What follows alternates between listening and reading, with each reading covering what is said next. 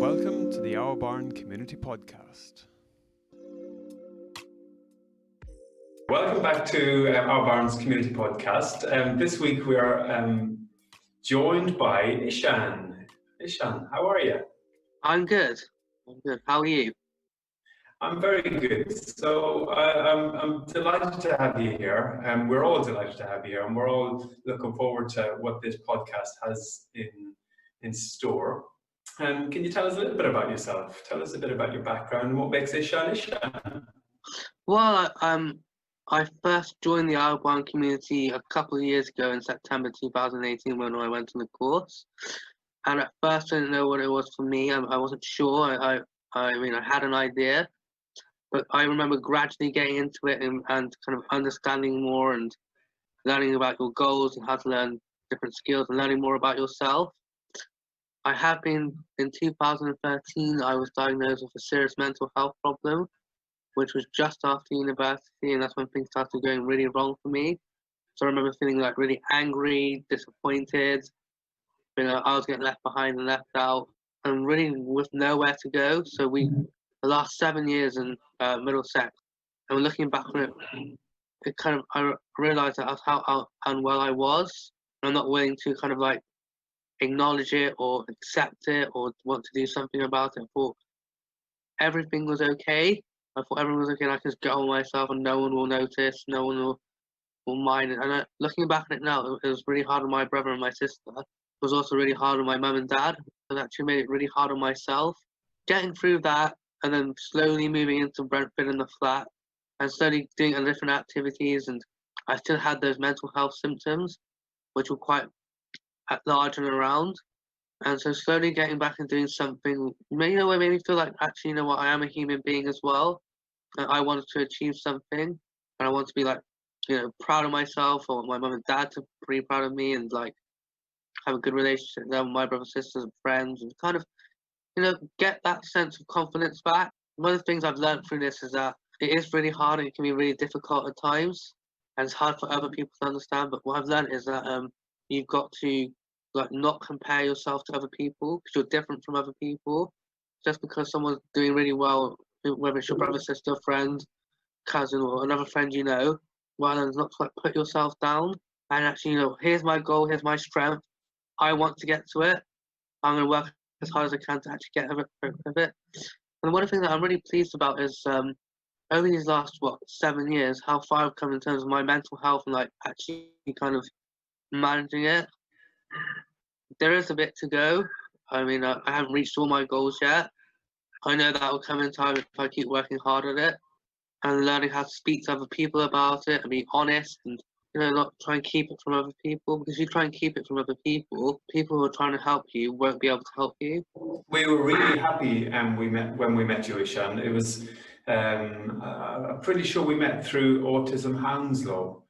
Yeah. A really cool place where people come together and socialise and chat, and it felt like the time was right for us and you, and you were one of our first members of the Our Futures program, so it felt like really good timing, and at that time you were ready and we were ready to try new things. And one of the things I've probably learnt from the IBAN process is that you've got to be willing to do it yourself. I mean, there's no point you going to the sessions and not paying attention and not doing anything. Okay, like you and David are there to help you and support you and get through it, but you're going to have to willing to put the work in yourself. And one of the things that I've learned since I've been mentally unwell or diagnosed with autism is that just to learn to push it and go. I mean, not kind of wait around and say, oh, things will happen, my mental health will go away easily, I'm not going to be lazy about it, that sort of thing. So one of the things I really want to get through to it is that to use my own experience to help other people and kind of try and understand them on their level, because I know what they're going through, because I've been through it in a really bad time. And just someone to talk to, so actually, what, I need your help, or can I talk to you, please? I mean, I'm struggling with something, that sort of thing. And I think that's what I give out to the community, I think. And then I think that's what Arbon taught me, not just taking the initiative and taking the lead with your activities, actually just getting out there and doing it. Ishaan, in the team room, there are certain people who are leaders and are followers and take the some of it comes very naturally. Other times we need to prompt. Having said that, you set the standards really high in the team room, Ishaan. Yeah, I think I do, and I think another thing I've learned is like I've always been told, don't set your standards too high, because occasionally there are ups and downs, and you have to willing to actually fall down a bit, because there are going to be disappointments in life, whether it's, for example, not getting a job you want or not getting to a goal you want. You have to keep working at it. You went on a lovely journey through the Our Futures program, and one of my favourite times with you, Ishaan,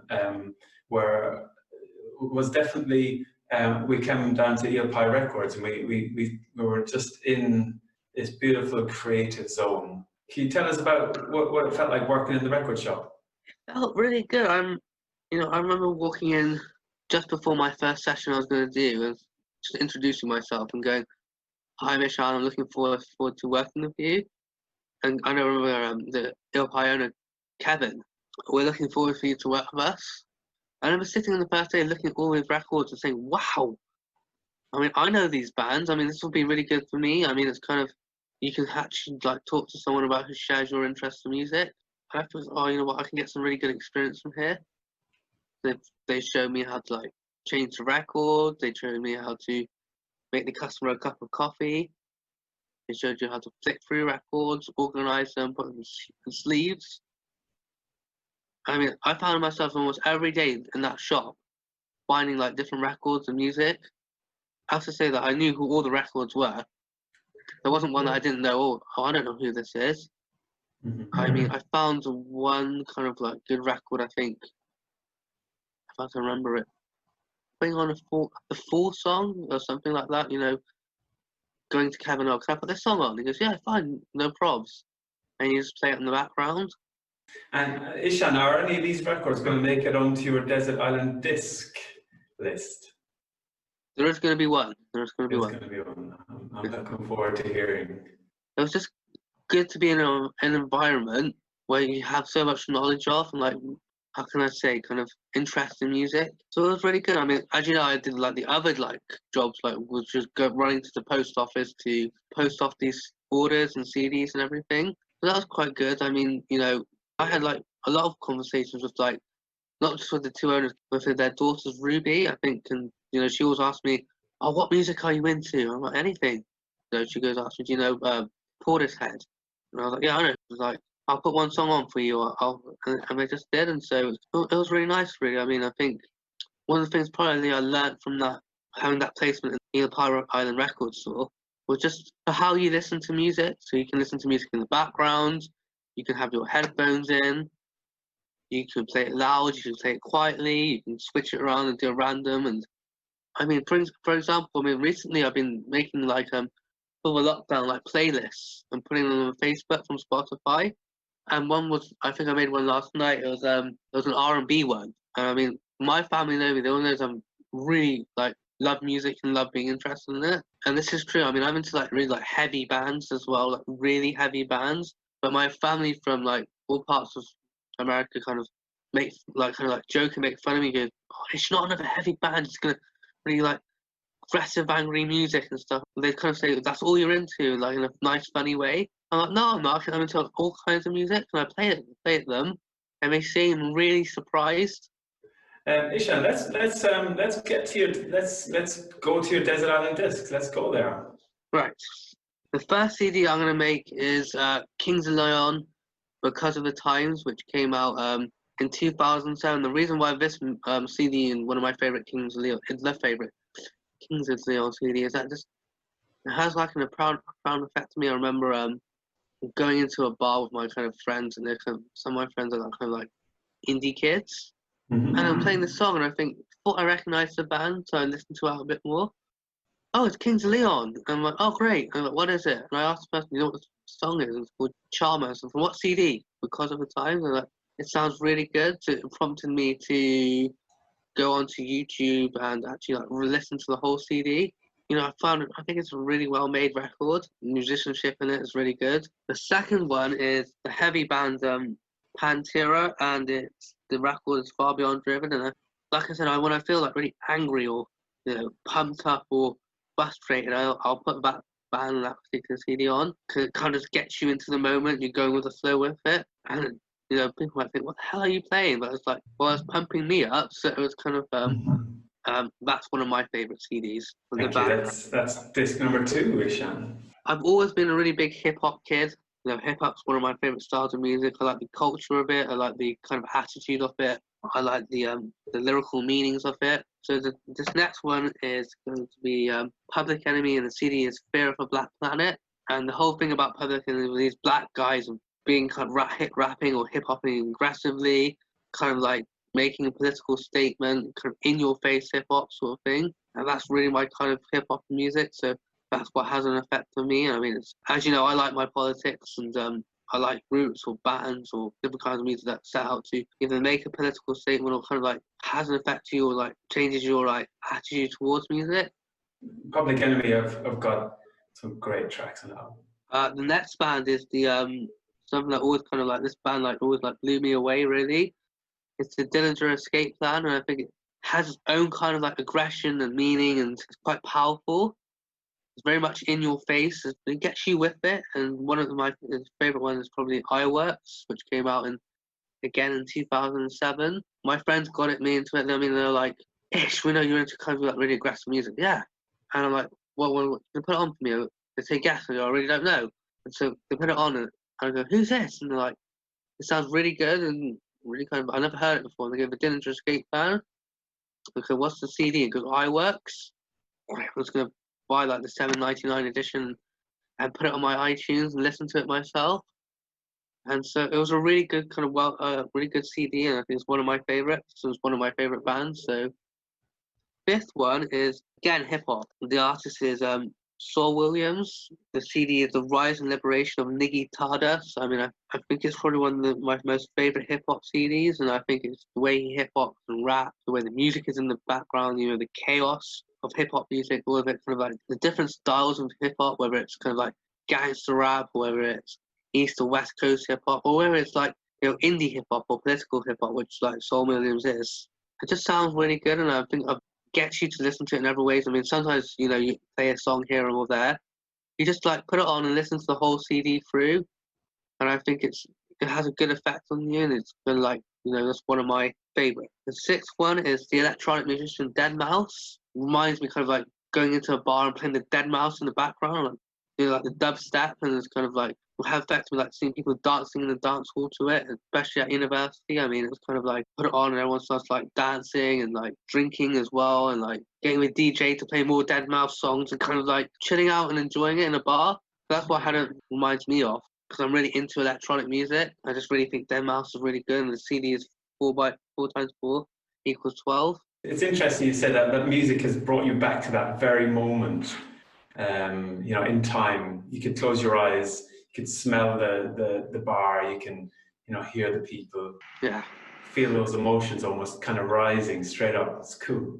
The next one is Erykah Badu, and the CD is Baduism. And I think if I can remember the song's called On and On. You've listened to this a lot around us. I just really like her. She's one of my favorite singers. I mean, I really like her voice. I think it's one of her best. It's the first CD, but it's also one of her best CDs.